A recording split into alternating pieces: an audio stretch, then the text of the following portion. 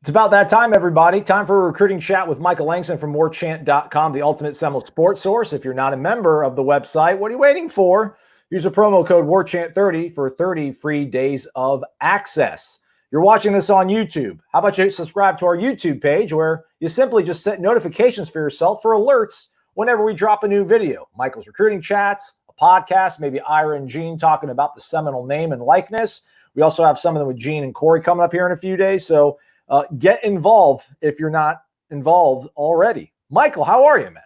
I'm fantastic, man. How are you doing? Good, man. Good. Let's go ahead and let's open the phone lines. Let's let you do what you do, and that's answer questions from folks when it comes to recruiting. 850-792-5730. There's a whole bunch of questions posted over on the premium recruiting board, which is for our members. And I know you like to get to those personally one by one and type out your answers. So that'll be waiting for our subscribers afterwards. But we'll take your questions from YouTube as well as the phone calls as Florida State continues to try to piece together, a class for the 2021 season, Michael. And without further ado, let's go ahead and take a phone call, man. Welcome on into the warchant.com recruiting call-in show with Michael Langston. Who do we got? Good evening, Aslan and Michael. It's Gator Kirk. How you doing? It could only be one man. It's our guy, G. What's going on, G? Right on cue.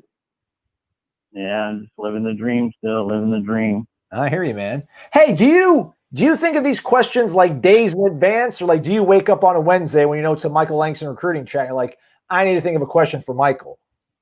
No, I have a list. I have a list for this, and I have a list. I have a recruiting list, and I have a list for happy hour, and when you and Corey do the Monday Tuesday thing. Awesome, man. All right, man. Nothing wrong with being prepared. I think Michael's plenty prepared to answer questions. What you got? Not really. Okay. I read the other day that we're still in pursuit of Thad Franklin. He's he's a 4-star running back. And what I found interesting was that he said, that if he commits, he's going to be the only running back taken. So if that's the case, then what happened to like the other 4-star like Jalen White and Travion Hargrove? Well, that's a good question. Yeah, I thought that was interesting too.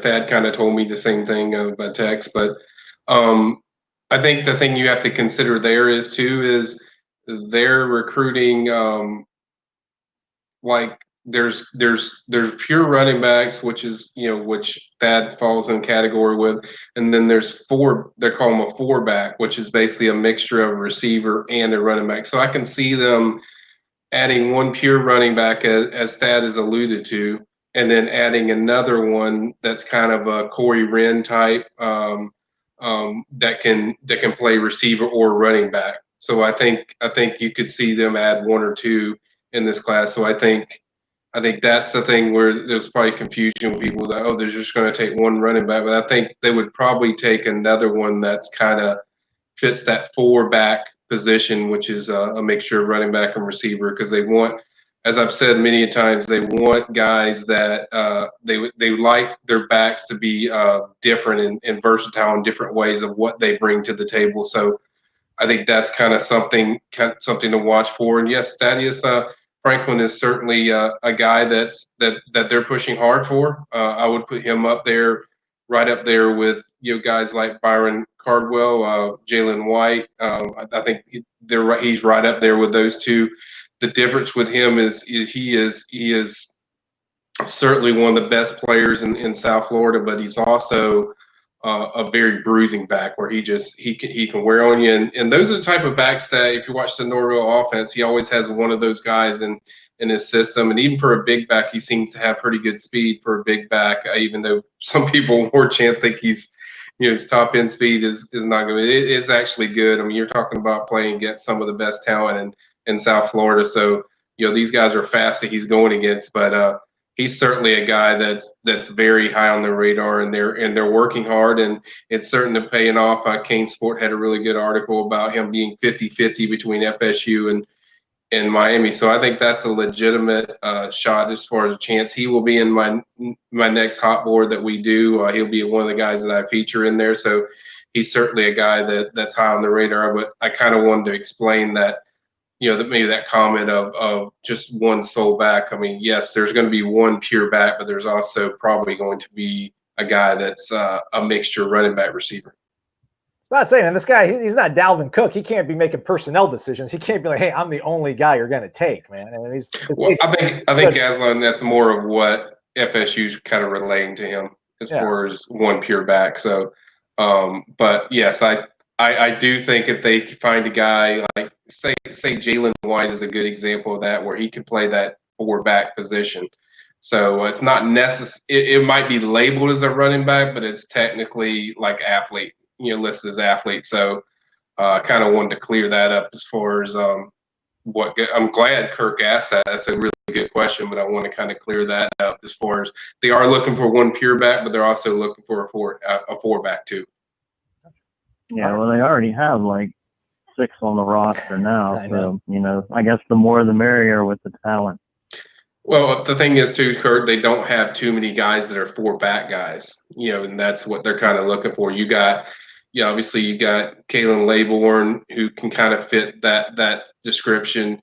LaDaine Webb is more of a pure running back. You also have Jay-Sean Corbin. He can kind of play a little bit of both, but if these guys have good years, who knows how long they're going to be there. So if they have a great year, there's no guarantee that they're coming back. So you have to recruit for what the future could be. And so I think they would like to get one of those guys as far as at that 4 H-back position. But certainly getting a guy that fits everything would be a perfect scenario where you only have to take one. Who knows if that situation, if that falls in the situation, and I'm not guaranteeing they're going to take 2 backs. I'm saying I know what they're kind of looking for. I know they want a 4-back and they want a pure running back, and certainly Dad fits that category as far as a pure running back. All right, G, that answer it for you? Yes, sir. I appreciate it, and always thank you for everything y'all do. And as always, go Noles. Good night. Appreciate it, G. Have a good one, man. Did you see all those running backs, man? They got 10 running backs on the roster. I think like 6 are on scholarship. Yeah, that's the thing too. People got to remember is when you watch Norvell's offense, he uses a lot of running backs. Like if you watch his offense when he was at Memphis, he uses a ton. So they want to have a stock full of those guys. Obviously, there's a lot on there as far as the roster. I think Sheffield will graduate this year. He's not technically what you consider like a scholarship guy yet, but he's a guy that contributed. It can help you. But there's certainly a lot of backs on there. But as we've seen in Norvell's system, he uses his backs a lot differently than a lot of other schools do. Some of his running backs are going to be used mainly a receiver, and you'll be questioned like, man, is he a running back or a receiver? So it's kind of a mixture where he likes to give as many options as he can. And like Norvell says, it's an offense that's built for playmakers. Well, you don't do that unless you're versatile. So I think that's what he does a good job with, and I think that's why he wants so many backs in this system. He's also shown, though, the propensity. I mean, if he's got a guy who's got a hot hand, if he's got a guy that's a dude, he'll feed him the ball. I mean, I think Kenneth Gainwell last year was a guy that really carried the rock for them. When he had Tony Pollard and, Darrell Henderson, he was splitting the carries with those 2 guys a lot. Yeah, but, I mean, it's just the way it is, man. You got to have a lot of running backs, man. It's just the way it is. Hey, how about this from Facebook? Giovanni Diaz, or maybe Diaz. Matty Diaz. I put it up for everybody. It's Diaz, everybody else. But anyhow, let's talk about the elephant in the room. Why aren't we recruiting? I don't know if it's anything in particular, but he goes on to say Atkins almost got an offensive tackle, but almost ain't cutting it. Coming hot, man. Giovanni coming in hot. Well, they are recruiting, Giovanni. They are recruiting hard, but there's only so much you can do as far as what is in front of them. And I laid this down as far as in several chats that you have to recognize what the situation you're in. You can't just magically make things. You can't turn into the Taj Mahal without building the parts from the beginning. Look at that. So, all right, so it takes time to build this stuff. This staff has not had a spring game or spring practices. They haven't had any. They've had all this stuff taken away. Not many recruits don't know what the program is unless they're close to them and they know what they're doing. no, they're not going to consider this class a wash. They're recruiting their butts off, so they're not going to let up and they're not going to stop pushing to do what they do. But as I said, a lot of the kids that they're going to get in this class are going to be built on relationships, because that's what you have to sell right now until we can get a season going. And if we get a season going, then that will change. That will obviously change. I feel very confident about that's going to change as far as the product, but you have to give these guys a chance to do their jobs. But it doesn't mean they're not recruiting. They're working hard. Welcome on into the warchant.com recruiting chat with Michael Langston. Who do we got? Hey, this is Max from Virginia. All right, Hey, Max. Virginia, Greetings, man. the Bay State. Is Virginia the Bay State, or is that Maryland's the Bay State? What's Virginia? Virginia's for lovers. That would be Maryland. We're for lovers. But There you go. yell at me. Quarantine problems. So my question is kind of related, I guess, to Willie Taggart tangentially. How much do you think Willie Taggart having so much interest with recruits and then sort of imploding on the field may make recruits under Norvell sort of want to hold off till they see what he actually puts on the field? Like, how much do you think he's kind of in that shadow, so to speak?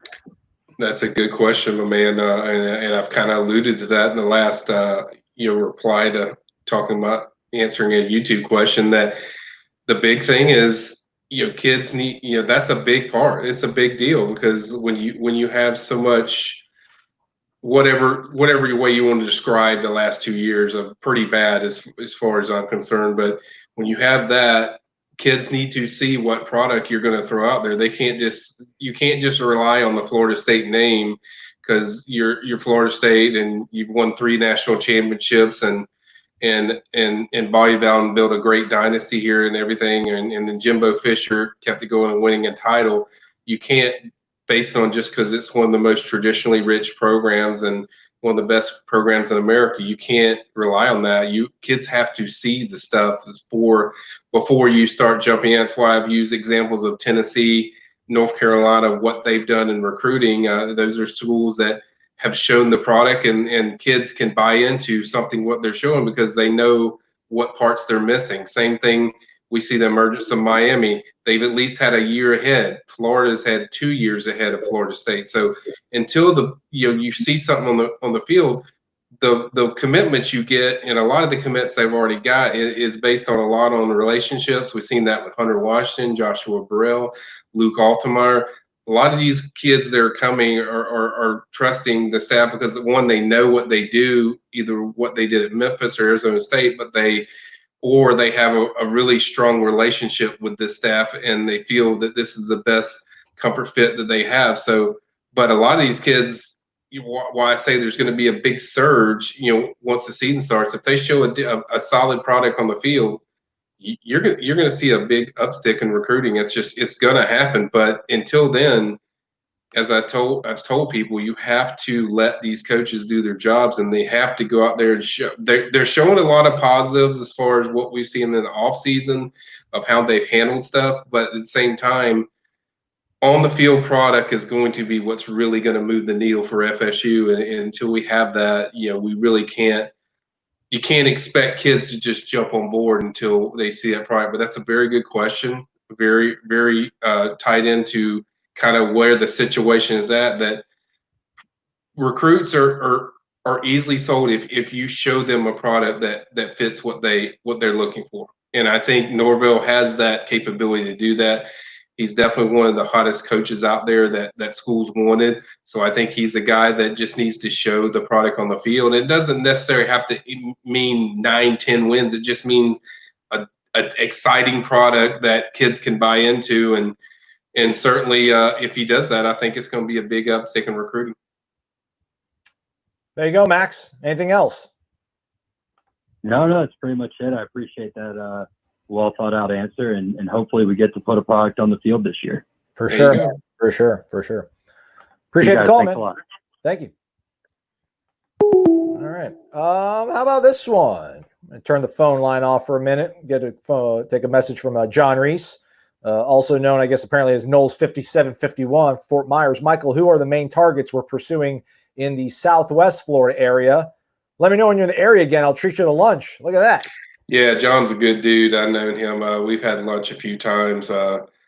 We need to go to that Italian restaurant again, John, by the way. I mean, I love that. I love that. So certainly I'm looking forward to that whenever we can get back together. But as far as Southwest Florida, I would say, I would say the main guy that I would focus on is Christopher Thomas Jr. He's a defensive tackle out of Fort Myers, Dunbar. He's originally from Tallahassee, so he's a Tally native.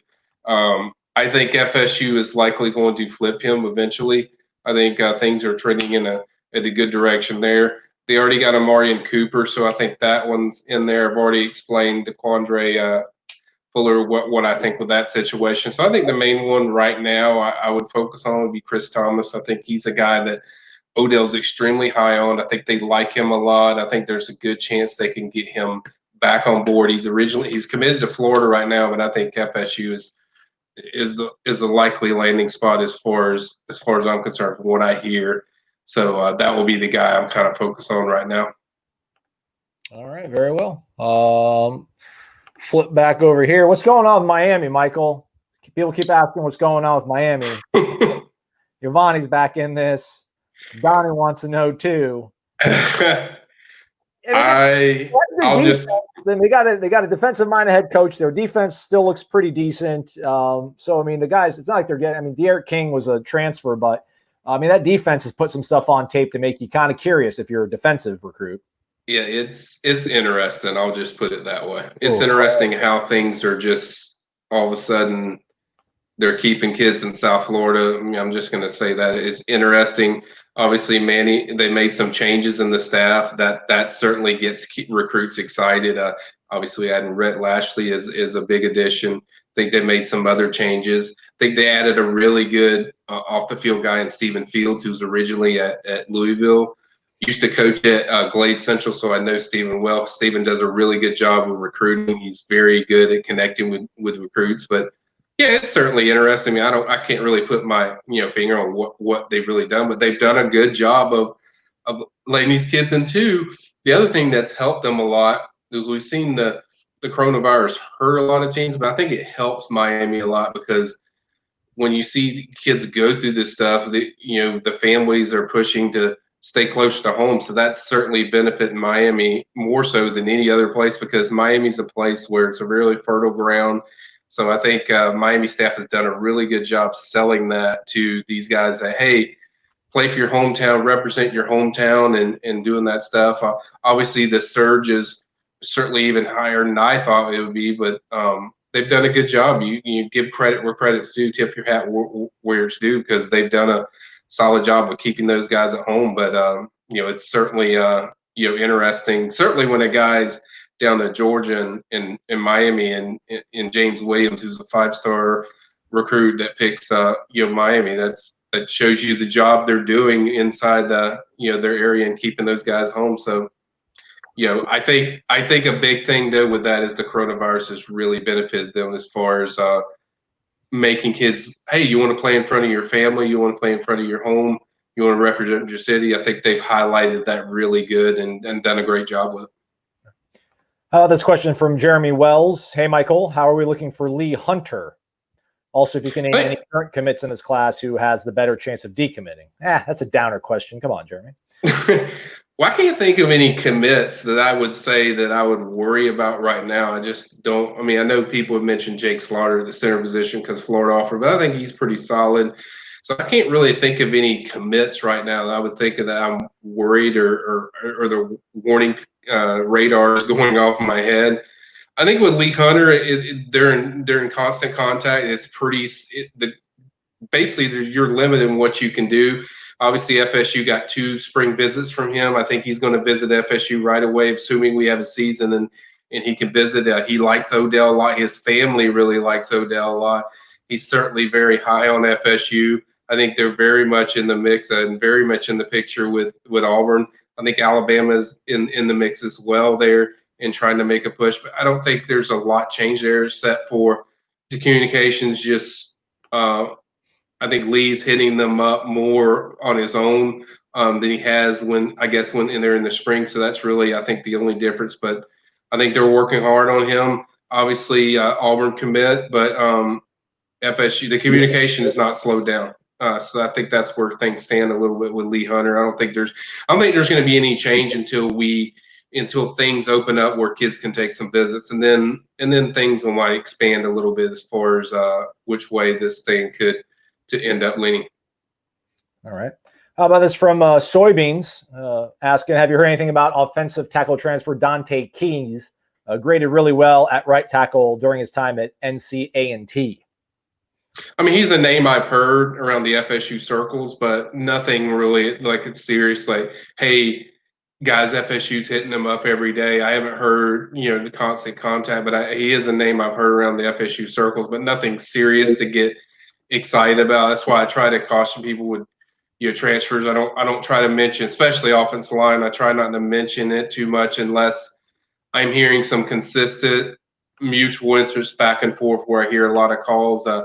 I will check on Dante just to see if that situation is picking up any more than what I'd heard. Just that he was on the radar, that he was a name that's mentioned to me, but I'll check on that. But right now, I don't think it's anything serious that I've heard yet.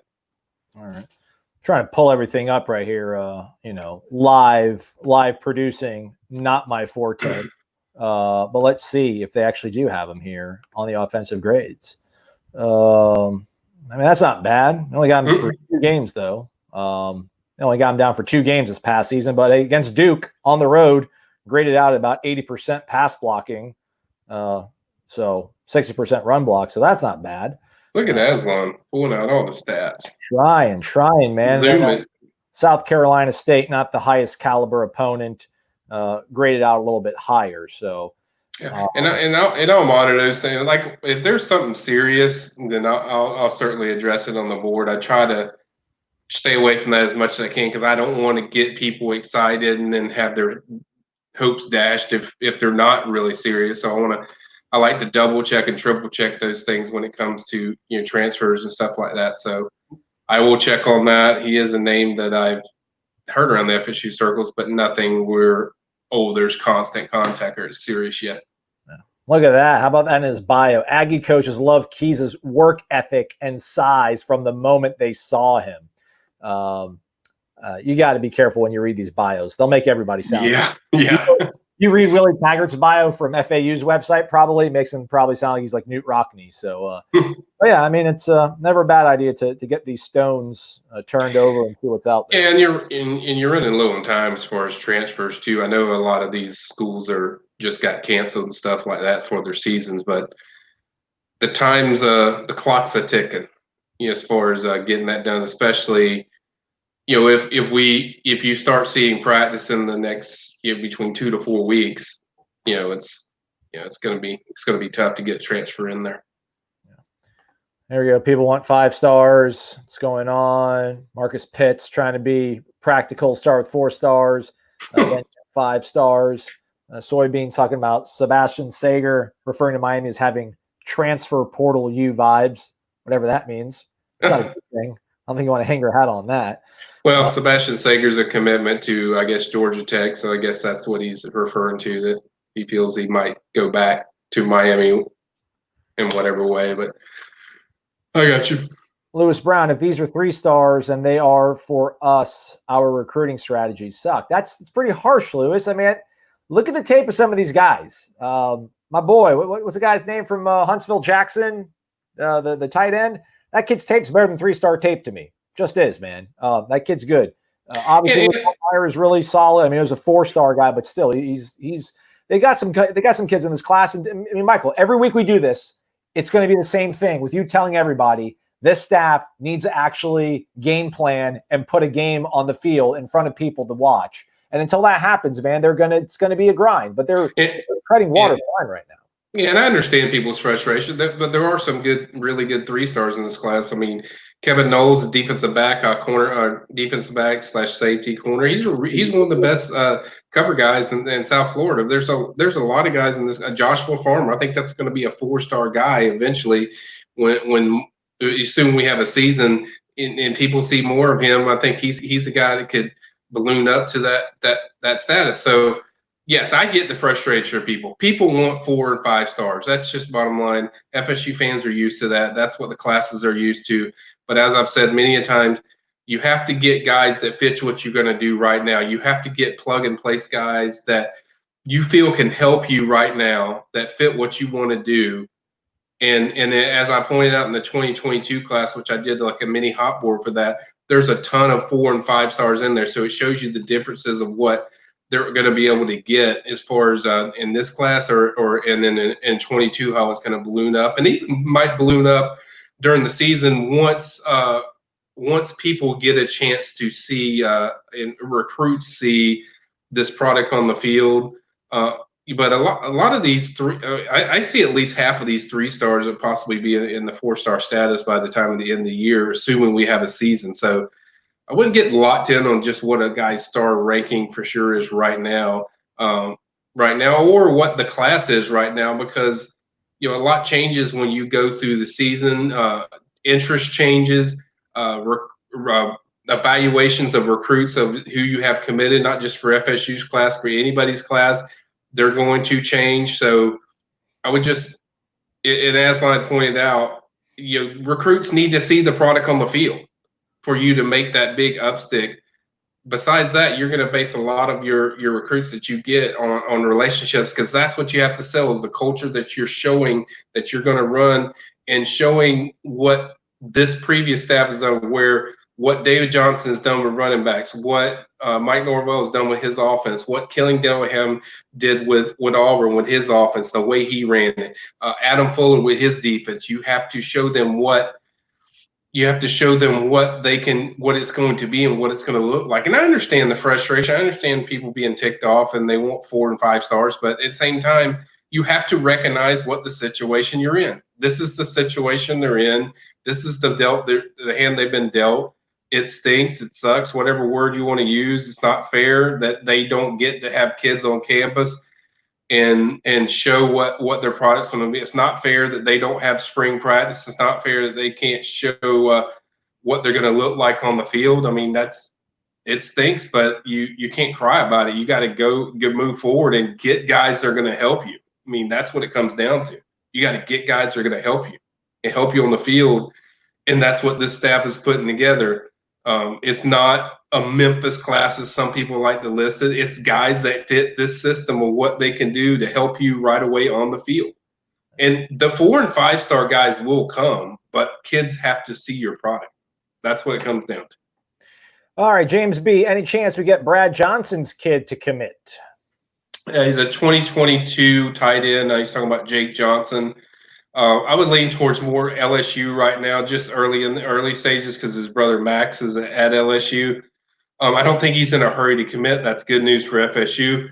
The tight end position is something that Norvell was extremely good at, so I think that's going to be very enticing to Jake. So I think once he starts taking visits, although he's leaning towards LSU now, as long as he follows that plan that he's not going to commit anytime soon, I think FSU is going to be heavily in that mix, especially what Norvell does with the tight ends, and that's a big deal with. Even with Brad's kids, they always look at fit and stuff like that. I mean, he did that with Max when he's looking at all the schools, and I think he's going to look at what FSU's history with Norvell is as far as the tight end position, and certainly as long as he gives FSU a chance and he visits, I think FSU is going to be certainly heavy in the mix there. All right. Lewis, have a drink, man. Take a lap. Taggart is out recruiting us at FAU. Chill out, man. Chill out. It's going to be okay, Lewis. Step away from the ledge. How about Abdel? Who would you say is the main Palm Beach County target for the 21 class? We had Akeem back in 19, Brian Robinson last year. We always land at least one solid prospect from the 5-6-1. It's a good question. I can't think of too many right now as far as that Palm Beach area. I have to think about that. What's going on in the month, man? I haven't heard anybody from like Pahokee lately, man. Pahokee, well, yeah, I would guess the only one from Pahokee area would be DB Marcavius Brown. That's actually, he's a defensive back. He's actually Akeem Dent's cousin. So I think if FSU pushes, they get a really good shot. But I haven't heard his name, and there's limited spots in the defensive back class now that with them filling up pretty well. So it'll be interesting to see if they push. If they push for him, I think he's a possibility to certainly keep an eye on. But I can't think of anybody right now that's a major target off the top of my head from the Palm Beach area right now. Yeah. But if I think of that when I answer the questions, I will definitely. If you go to War Chant and the Premium Recruiting Board tonight, I'll answer that one once I think about it a little bit. But I just don't know any off the top of my head. A couple people throwing out Chambray's name. What's that all about? Is there anything going on with Chambray that I don't know, Michael? No, I mean, just FSU and Alabama recruiting him the hardest. That's been the case for several, months. So there's no real change there. FSU is definitely one of the schools that are. I think FSU still sits in the best spot. I think he hasn't really visited that many places. He's visited FSU a few times. I think Auburn a few times. I think he wants to see Alabama as well. But I still think FSU is the favorite for Chambray, and I still think they're in the number one spot for him. So I think they're just asking questions because there's been an article just who's recruiting the hardest and stuff like that. And Alabama is certainly pushing, but I still feel right now FSU would be my pick if signing day was today. Shout out to James. Look at James, man. Make it rain, James. We appreciate that. Dropping $5. You know what that means, man. Man, some music, everybody. Just wants to point out, you have to think about how many 4 stars we have had that have underperformed right now. Give me some 3 stars that are hungry. Yeah, I mean, it goes both ways. I mean, some 3 stars, don't materialize, but there's several that do. And there's some 4 stars that you think are going to tear the roof off the building. And I think Abdul Bello was one of those. Jawan Williams is one of those. We know how that turned out. That wasn't too great for FSU. So there's been several 4 stars that haven't worked out. Obviously, the higher rated guys, you want the higher rated guys, but the main thing is you want the guys that the staff feels these guys can play here. Not only just play here, they can contribute and help us out in a big way. Corey Wren's a good example of that. He was a 3-star, one of the fastest guys in the country. He's the guy that David Johnson was on. He feels comfortable with him. He feels comfortable that he's the guy that can come in there and make a big splash. But not all 4 stars are great, and not all 3 stars are bust. So I mean, it goes both ways. And I've always said that there's not a dramatic difference between a 3 and a 4-star when you look at it top to bottom when you watch film. As Aslan pointed out, you can watch Jackson West. He's probably, his film's probably just as good as some 4 stars. So I mean, it's just a matter of perception and what you like, but it goes back and forth. Some work out, some don't. But it's all about the evaluations of the coaches spotting the talent. It's like Jalen Sheed, the tight end that FSU's after. Alabama's after him. So does that mean he all of a sudden is great because Alabama's after him? I mean, that's the thing. It's all about perception. If Alabama's after a guy, and if he's a 3-star, it's okay. Josh Jacobs was a 2-star, and he's the starting running back of the Raiders. Right. So I mean, you can't base everything on just. You want higher rated guys because usually enough eyes on them that tells you kind of, their talent level. But I've seen plenty of 3 stars. Tamarian Terry is one that jumps out. He was eventually made a 4-star, but he started off as a 3-star for most of the time on Rivals. So can't base everything on just we got a bunch of 3 stars. You base it on evaluations and talent and what you see and the fit to. Are these guys going to help us, or is these guys just bodies? If they can help you, that's the whole goal. And so I think that's what this staff's doing. They're not worried about stars; they're worried about guys that can help their positions. Look at this, man. We're not done. 7 Toms. Hey, coming in. 7 Toms. Let's go, man. Look at these guys. It's giving $5 for no reason, Michael. I'm just sitting here in my house doing nothing but hitting buttons. Giving us $5. We appreciate that. We appreciate it, guys. We really do. All right, let's take a question from DeAndre Dixon. I'd pop his name up, but I'm not taking 7 Tom's name down because he paid money. DeAndre wonders if there's any new chatter on Cardwell. Byron Cardwell, I would assume. San Diego.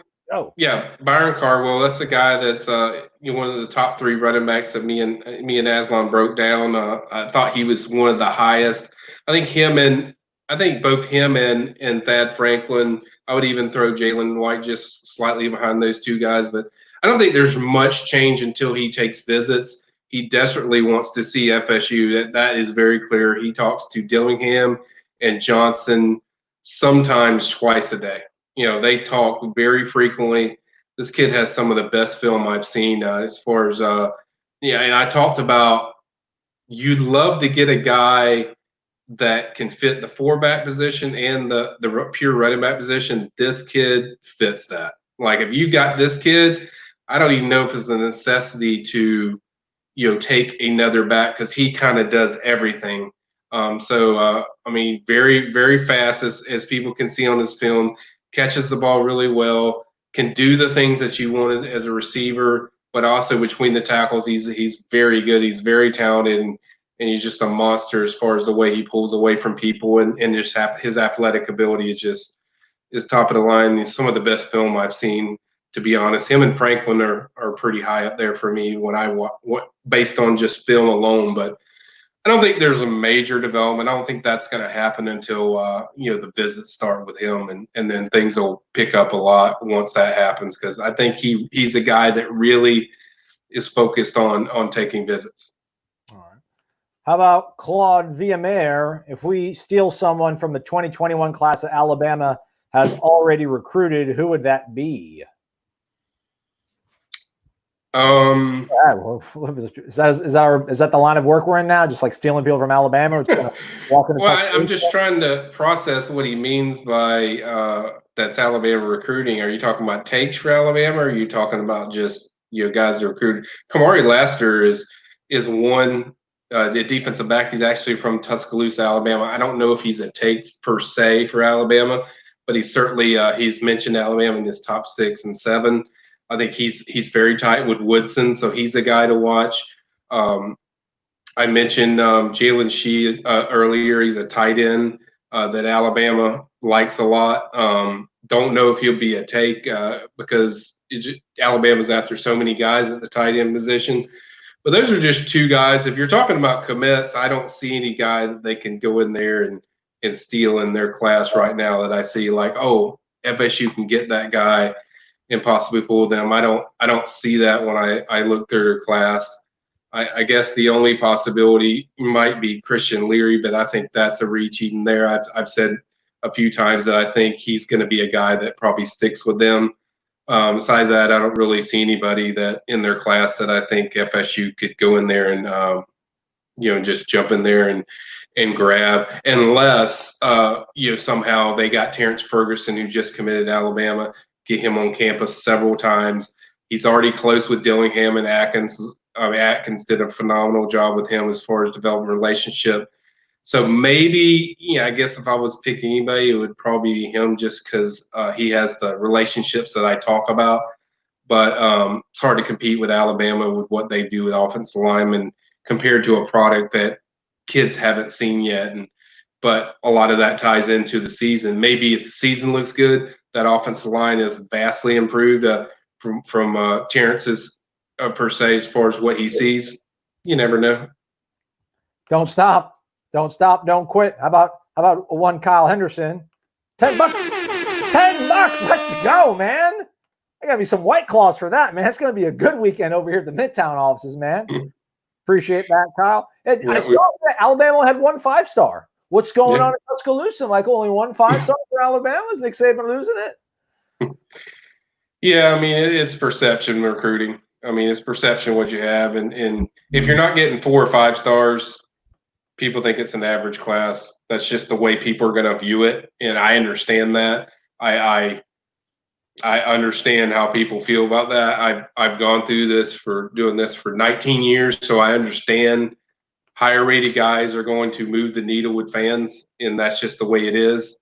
Now, nobody ever talks about Tamarian Terry being a 3-star in what he's done in his career at FSU.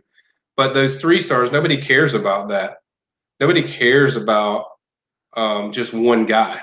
Because the bottom line is the higher rated guys usually perform better.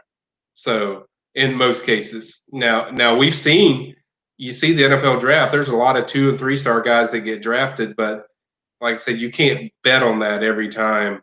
So like I said, there's some 3 stars that balloon, like Tamari and Terry. There's some that don't work out, and then it's like I said, I don't think there's much difference in my evaluation of seeing 3 and 4 stars. There's a lot of times there's not a major difference between a 3 and a 4 star. And I caution that when I say low 4 stars. I'm not talking about Rivals 100 4 stars. I'm talking about guys are Rivals 250 or low 4 stars compared to high 3 stars. There's not a massive difference because I've seen a lot of film on guys that are high 3 stars that I think probably should be 4 stars. So but I understand that moves the needle with fans, and you have to understand that viewpoint from fans, and I get that.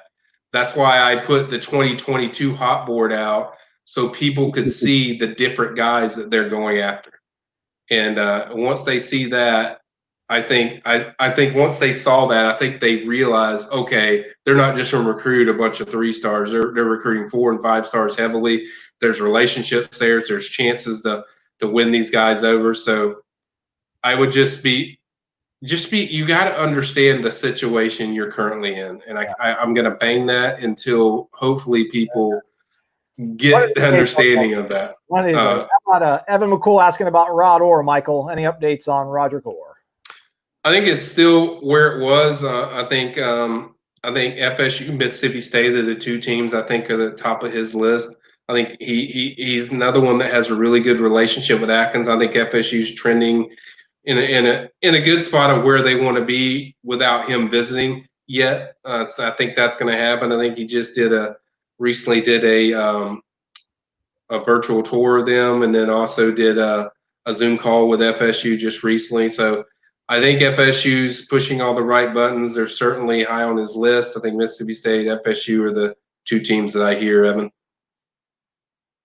All right, very well. Sorry, I was trying to get some footage of him up there, but who needs footage? You said he's good. That's all we need to hear. By the way, somebody keeps asking me about some sort of FSU series that's going on later on this month. I have no idea what you're talking about. I'm gonna let you know a little bit secret. When you post a question and I don't put it on the screen, it's probably because I don't know the answer to it. But it's fine. Keep them coming. Let's see what else we got here as I'm like scrolling through all this stuff here. People dogging my boy Jawan Williams. Hurts my feelings. Jawan was a good dude. I don't know. I don't know what kind of kid he was, but we all thought he was going to work out, but it did not. Camila Perez says Tristan Lee dropping his top 5 tomorrow.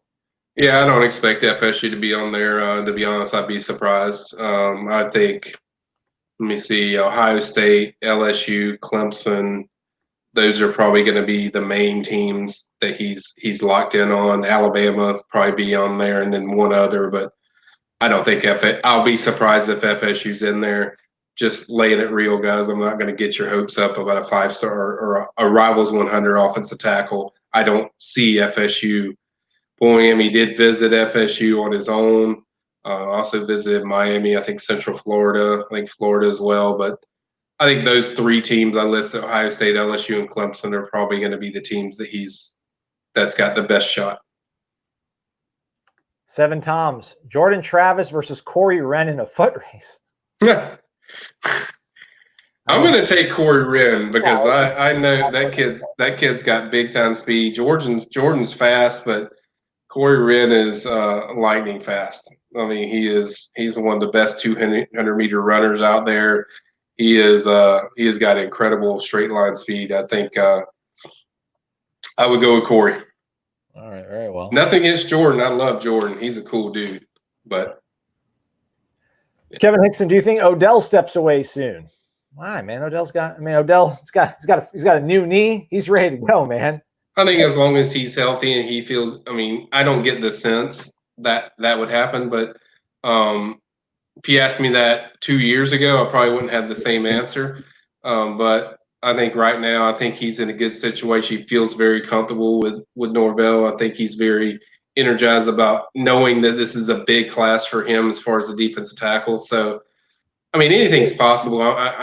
We can't commit one way or the other what he's going to do, but I think as long as he's healthy and he feels like the energy is still there and the love is still there, I think he's going to be around for a while. Your boy over here is doing some like Chef Boyardee action. I'm cooking. I just thought I heard like a beep. I'm like, is my smoke alarm going off? That would not be good. But we're all right. I think we'll make it through here for another 15 or so minutes. Jay Maverick asks, Michael, do you feel the staff is comfortable with the kids they are getting to commit to actually build a foundation for the future? Or does Mike feel they may already be feeling the pressure? I think your first comment, Jay, is on the mark. I think they feel really good about these guys. They do a lot of, it's not just talent-wise they look for the fit of can you handle the work we're going to put you through, because this is going to be, as Mike Norvell says many times, this is the hardest thing you're ever going to go through. So I think the work ethic has to fit what they're looking for. And if you look at all these kids, they all fit the same criteria as far as their work ethic and the fit for this offense. Jackson West, we discussed him many times, very athletic, great hands, can fit that offense very well. Hunter Washington, very good shutdown, defensive back that fits everything they want to do. But I think as much mental as it is physical is what they look for in each kid. And I think they feel really good about all the guys that they have already committed, that these guys can come in here and definitely play and help us. It's not about, said this many times, it's not about bodies when it comes to a Mike Norvell recruiting. It's about guys that he knows in his mind and the staff's mind that these guys can help us, on the field.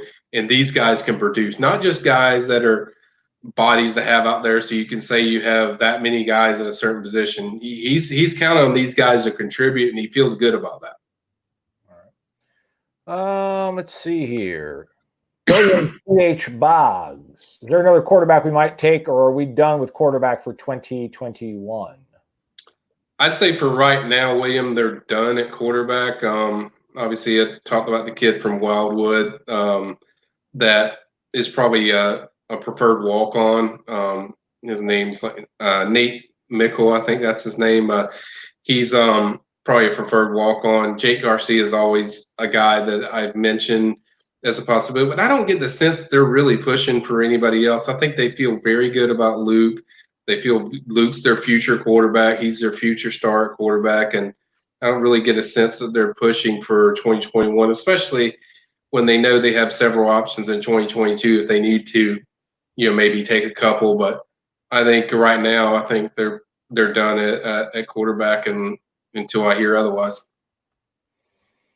Oh, let's see here. I mean, what do you think about this? Can we keep Travis Hunter? Yes, I feel very good about them keeping Travis Hunter. I mean, he grew up a big FSU fan. He's extremely tight with Marcus Woodson. So as long as Woodson's there, I don't see a cause for concern. I know people get concerned because I think he's a 5-star, a composite 5-star. So people get concerned, which is funny because FSU fans are the only one that seems to be like that. Is like every time somebody's highly rated, they wonder if they're going to leave the class or if they're going to go somewhere else. But I think they're in good shape with Travis, to be serious. I think he's a great athlete. He can play DB or receiver. I think FSU wants him at corner, but very explosive athlete, can do a little bit of everything. But he's very firm in that pledge. I mean, I don't think there's any concern with FSU as long as Woodson's there, which all accounts he's going to be there. I think they're in good shape there. Very well. Oh, look at this! Look at this, man! Let's go, G! Let's Kirk. go. Play the man his music. Twice. I like it. G's coming up the top rope from Virginia, man. Just bang. $11. I'll keep one. You can have the other 10, Michael. Okay. You're bringing the heat on here. I'll keep Gator Kirk's name up because that's what he gets for giving us $11. Florida Boy asks from YouTube, how long before Destin Payson and Catravion pull the trigger for Florida State? I would love to tell you right away, but as I've said many times with Payson, he doesn't really visit anywhere. He visited FSU twice. FSU feels really, really good with their chances. People close to Payson feel really good about their chances. I don't think there's a set time date. Although I will say this, some of the commits feel that he's going to jump on board soon. That's kind of the vibe I get around them. So. It's just a wait and see. There's no set timeline. And then with Hargrove, I think he wants to take visits. I think FSU, South Carolina, Penn State are the main schools there. I think he really wants to visit those schools. So I think both of those guys kind of want to take a few visits before they jump on board. But and I think FSU is very high on Hargrove's list. I think top two, in my opinion, as far as where FSU stands with Petravion, and then Payson. I think FSU's the favorite there. I don't think anything's changed there. Alabama, USC are the competition, but I still feel very good about their chances with Payson. But there's not a set time for a decision yet. Patrick Hagens asked, I know it's early, but do you like our chances with Julian Armella? I like their chances once he's on campus for a visit. I think once he visits, I think FSU is going to be a team that stands out. Keep in mind, Julian is a national prospect. So Ohio State, Alabama, all those teams, Georgia, they're all going to be pushing hard for him. So right now in Clemson, I think right now it's pretty wide open. But I get the sense, and this is kind of from the FSU context as well, that when he visits FSU, because people forget that he grew up a fan of FSU. Obviously, his dad playing at FSU and Enzo Armella, but he is a FSU fan. So I think if they show the culture that Norvell has shown when with these visits, when these kids are on campus, we've seen it with several guys, some guys that have already committed. If he shows that and gets that connection with Armella, I think FSU could stand out then. But really, just depends on whenever after he visits the campus, and then once that happens, then we'll have a really good feel for kind of where FSU sits. But that's just my impression of what's going to happen, just based on people that are around Julian, people that are around the FSU program that tell me that really it's just about nailing that visit. Man, I said it the other week. I mean, that kid just straight up looks like a Wisconsin offensive lineman. He looks like a Notre Dame. He is the biggest target for FSU next year. And I'm not saying that as far as size. I'm saying that he's probably the biggest recruit in Norvell's short time at FSU. I mean, that is a massive recruitment that FSU needs to win. There's no moral victories in recruiting. They need to win that one. I mean, they need to win that one. That is a big recruitment. South Florida kid, you got to get it done. Dane Jansen I'll read his entire soliloquy to us. I understand showing a product on the field and relationships are important, but who are some recruits looking and pressing to come to FSU and start right away at positions of need and elsewhere? Not a position of need and elsewhere, that's every single thing. But he was more specifically had a second question, which the first one you can't answer. Mike, we'll be here for another hour and a half. Yeah. How's the roster for a recruiting class looking for kickers and punters? Special teams, give them love. Well, I think they're good. I mean, they signed the Australian machine in Alex last year, and then Mastriano, and then they had Ryan Fitzgerald as their kicker. So and he's one of the top kickers in the country. So I think they're pretty good with kickers and punters, considering they just signed a punter and then the year before they signed the kicker. So I think they're in good shape there. As far as the other question, it's hard for me to say. I mean, Terrence Ferguson obviously would be. I don't think these kids are expecting any school to tell them, hey, you're going to start right away. They basically tell them you have the opportunity, and if you do everything right and connect, then you have a chance to start. But I could list just about every kid that, I mean, kids' mindset is, hey, I'm coming in there to start. It doesn't matter who you are, what kid you are. If you don't feel that way, then you shouldn't be playing football. So, I mean, I think a lot of them have that same mindset, but I don't think they're getting a pitch that, oh, you're going to start. I don't think that really I mean, most kids want to work for everything they get, and certainly they look for situations that are good that, teams that need offensive tackles. Obviously, FSU does. We're going to have a hot board soon with the offensive linemen.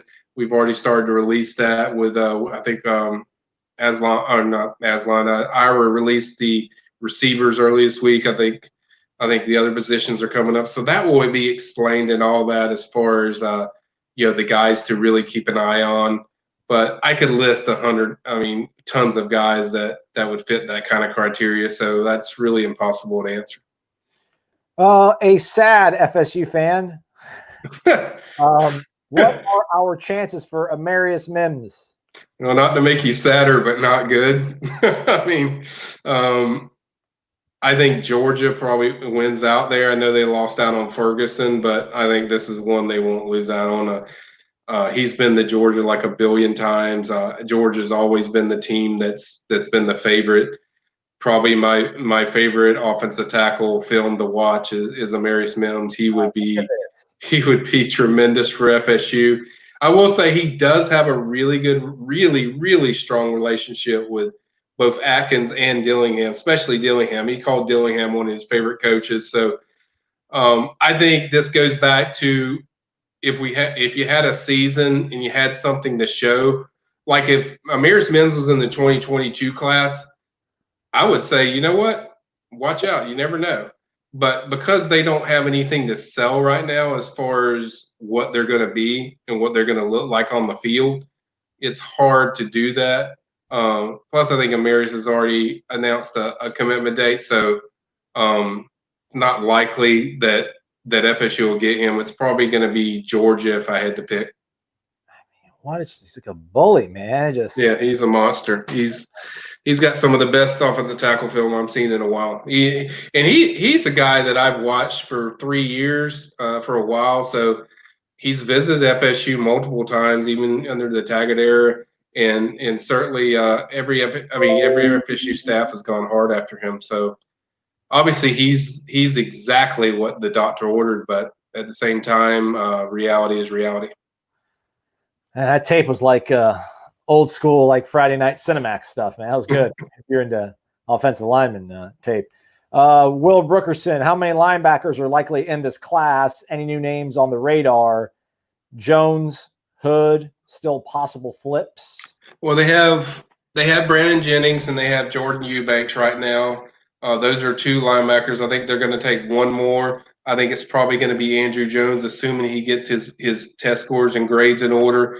As long as he does that, I think he's going to be in this class. I know he's committed to Memphis, but if he gets the grades, he's going to be a Seminole, in my opinion. I'm just going to straight out. I feel very confident in that. So I think Andrew Jones is the guy to watch. Jaden Hood could be a guy that I see them going after, but they really like Andrew Jones a lot. And if that situation works out good, then I see that. But I think there's going to be more targets emerge in the summer. I think there's going to be more guys that give themselves options besides Andrew Jones, because you can't bank on grades. You don't know how that's going to manufacture. So I think Hood and some other names. I'll cover that in the hot board coming up. There's several new names I have in there. I'll kind of let that manifest as far as in fans' heads, but I'll have some names in there, but there'll be even more names than what I'm covering in there. So, but yes, there'll be more names, but if I was predicting today, Jones would be the guy to watch for me. All right. Well, let's go out on a highish note. I think Jay Maverick sent the table for probably a pretty good uplifting response. I think Marvin Wilson was recently on someone on ESPN college football, either ESPNU or maybe radio. Let's say that Marvin is correct. He thinks the team could win 10 games. He's big into this team right now. If he's correct and say hypothetically we get a 10-win season, would that produce a top 10 class in your opinion, Michael? I think it matters who the 10 wins are against to get to that top 10 plateau. I think obviously if you win 10 games, even if it's teams that you should beat, say you beat everyone, or say you beat teams you feel you beat, say you knock off Miami and then you win your bowl season, I think that could equal out to 10 wins. So it just depends on the 10 wins. Now, if you're talking about upsetting Clemson, and then beating one of your rivals, that's a possibility. I'm not going to rule it out because you're certainly going to get an upstick in recruiting. I think top 15 is probably more safe with that. But I think somewhere in, close to that 10 mark is a possibility if you do get to that 10 win mark. And certainly I think Aslan and all FSU fans hope that Marvin prediction's true. I know, man. I know, right? All right, man. We reached the end of our recruiting chat for this week. For plenty more information, go to the Premium Recruiting Board. All those questions will be answered personally again by Michael Langston. If you've been here for at least a few minutes, hit that like button here on YouTube. We'd really super appreciate it. It does make a difference. Otherwise, stay connected to warchant.com, your ultimate Seminole sports source. Hot boards are coming from Michael Langston and plenty more over on the website. As always, Michael, your time, much appreciated, bud. Well, we appreciate it, guys, and thanks for tuning in. I don't say this enough, but we appreciate you guys and all the questions and getting into things. As Aslan said, we're going to have a hot board coming up. I'll probably have another nugget of the day later this week with Aslan, maybe touch on the receiver position or something, or one of the positions, but we'll have something later. But hot board should be coming soon, and I'm about to get cracking on your questions and go from there. But we appreciate, buddy, and thank you for the people that contributed the money. We really, that does not go unnoticed. We really appreciate that. That is right. For Michael Langston, I'm Aslan Giovanni. Thanks for watching. Stay connected to warchant.com.